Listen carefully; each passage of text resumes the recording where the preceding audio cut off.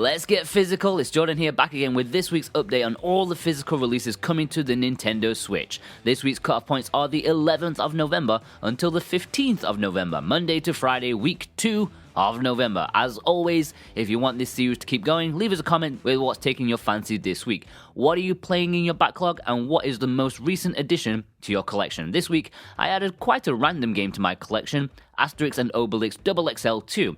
I have no idea why I had my eyes on this one, but I have for quite a while now, and I finally found it really cheap, so I thought I'd get it in time for the new third game coming next week. Let us know yours, and let's get on with it.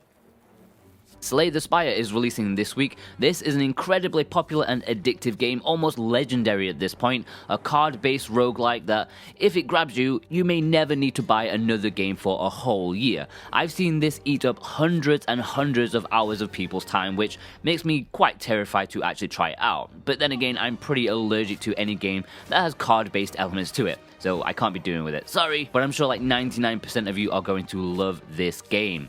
Risk of Rain 2 is finally getting a physical release this week. The sequel to the indie darling is a daringly different take that surprised many when it released earlier this year digitally. Oddly, it's still technically in early access, but it's still very highly regarded for its multiplayer roguelike gameplay. Did you already pick this up digitally, or were you waiting for this physical release? Let us know.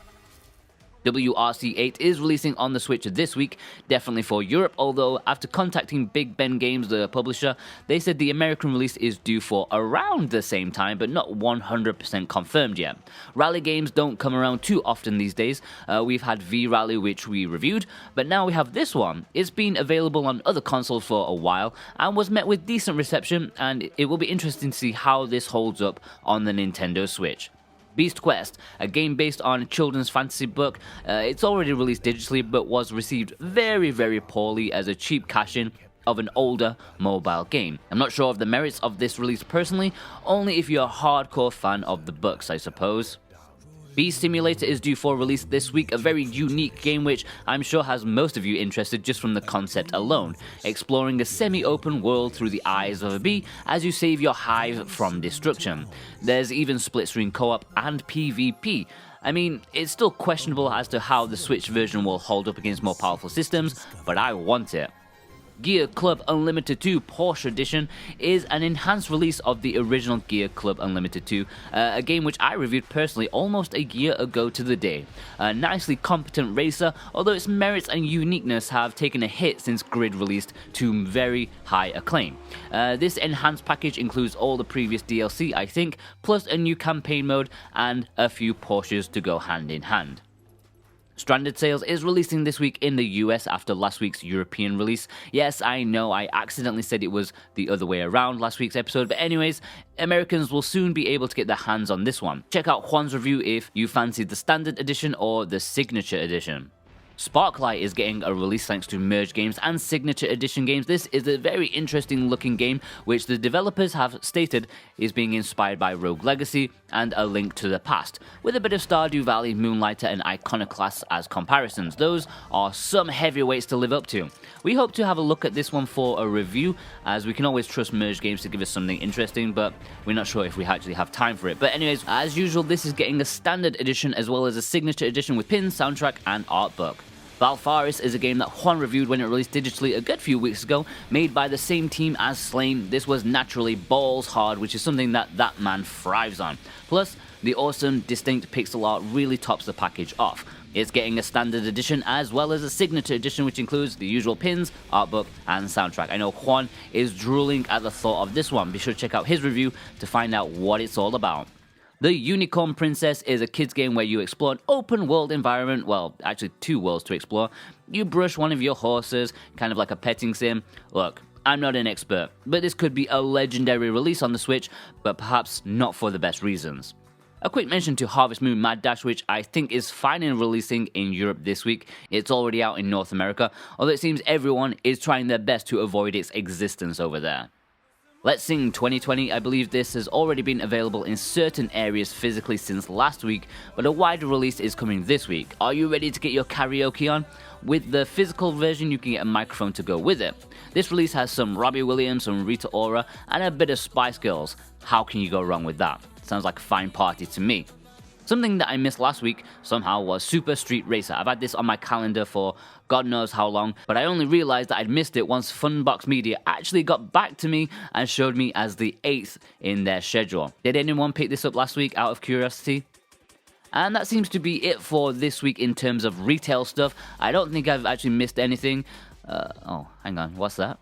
Pokemon Sword and Shield. Now, while there is a lot of controversy around this release, it's undeniable that it's going to be by far the biggest release this week, perhaps this year.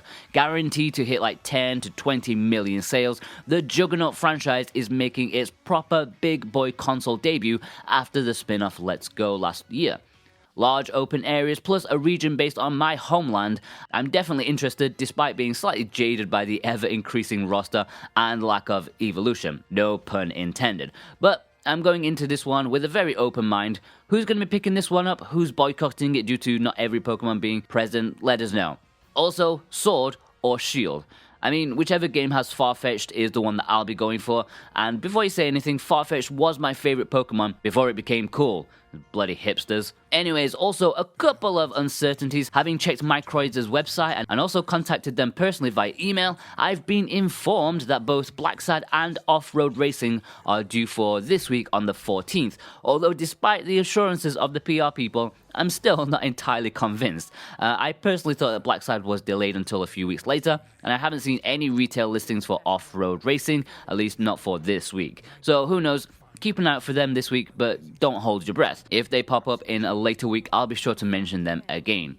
Before we get into today's low print games, just a reminder that if you're new here, hit that subscribe button for awesome weekly Switch content like this, bargains, as well as a healthy dollop of all the latest Switch reviews. Plus, you'll begin with a chance of winning a Nintendo Switch Lite and a copy of The Legend of Zelda Link's Awakening once we hit 50,000 subscribers. It could be you. And we recently just got past 40,000 of you beautiful, beautiful people. Thanks for joining us, and let's get on to that 50k. Okay, low print games. As per the laws of the universe, soon after publishing last week's episode, Limited Run Games announced their latest Switch release. This time it's Blasphemous. Actually quite a big indie title. It was published by Team 17, who have a history of toing and froing between publishing physicals by themselves or just shoving them off to one of these low print publishers, which isn't something that I'm a fan of, but I'm sure many people are excited about this one, being able to get it physically. A Metroidvania action platform. It received decent enough reviews, but I think public reception was even higher. You can pre-order this one on the 15th. Before we get into the imports, if you want to support the show and buy your games at the same time, we have affiliate links for every game talked about here. We have Amazon US, Amazon UK, and Play Asia for all those imports. So if you're going to buy the games anyways, consider helping us out too. The affiliate links are in the description and the pinned comment. It helps us improve the show. Anyways, imports.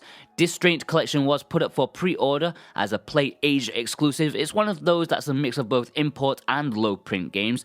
There's a standard edition and a limited edition which includes a manual, soundtrack and certificate. Both of the Distraint games are on one cartridge, and it promises 2D psychological horror adventure with some light puzzles and oodles of atmosphere. And that's the first time I've degraded myself to say oodles. Anyways, it went up for pre-order on the 7th, but won't be shipping until early next year.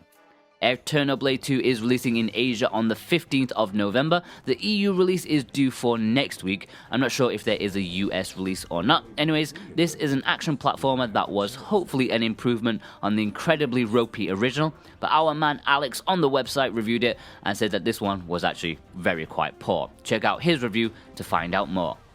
Blaze Blue Cross Tag Battle Special Edition is basically Cross Tag Battle version 2.0, adding extra content, including more characters. This is being released in Japan this week. I'm not entirely sure if it's getting a physical release in the West or not. I think it's more of a maybe. But anyways, the Asian version that I've put links to below has English if you want to import this one. Although that's releasing next week, not this week. And you can check out my review of the original game if you're interested.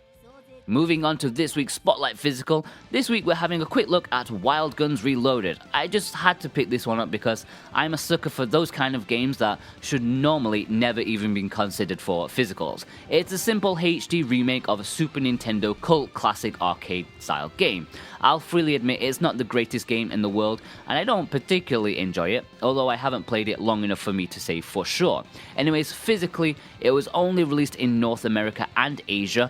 Europe never ever got a copy, sadly. I can't say for sure with the American release, but my Asian copy, which has English by the way, has a reversible cover. It's not the best reversible cover ever, but it's still the way to my heart. If you're in Europe and you're gagging for this idiosyncratic physical, then there'll be some links below for you to check out for yourself. And there we have it, guys, all the physical releases coming this week. Not the biggest week ever, except for one massive Nintendo franchise. But anyways, there are some interesting ones peppered here and there. Let us know which ones you're picking up, if any at all. A comment always helps us out massively, as does a quick thumbs up. Be sure to check out last week's episode, as well as James's bargains video from yesterday to help you figure out where to spend your cash the best. We'll see you guys over there. Take care.